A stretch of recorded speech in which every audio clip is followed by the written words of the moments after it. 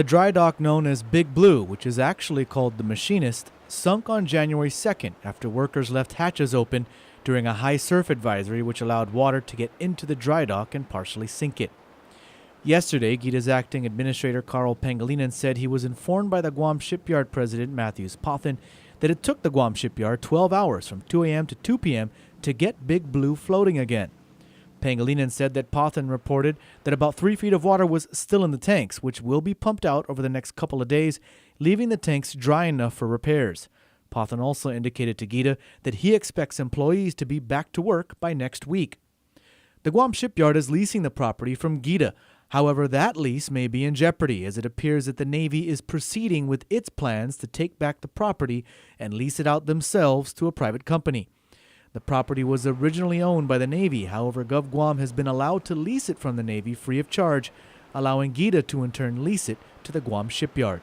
In October of 2010, the Navy posted a request for expressions of interest in the lease of the facility. It appears now that the Navy is proceeding with its plans to lease out the shipyard facility.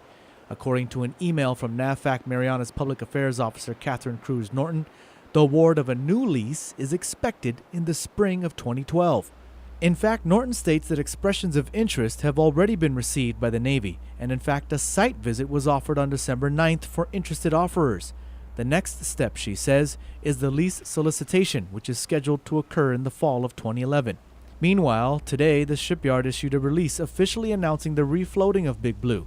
The shipyard credits the salvage companies Resolve Marine Group and Hager Dry Dock for getting Big Blue up and floating again.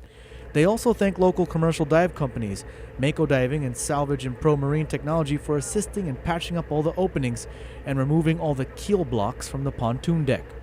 The U.S. Coast Guard, with U.S. Navy assistance, also supported the shipyard's efforts to successfully refloat the dry dock. The shipyard also commended their employees for their dedication and hard work, saying they were a key factor in the successful refloating. The Guam shipyard says that the dewatering of all the tanks continues, and once all the water has been removed, they will inspect the dry dock's compartments for any damages.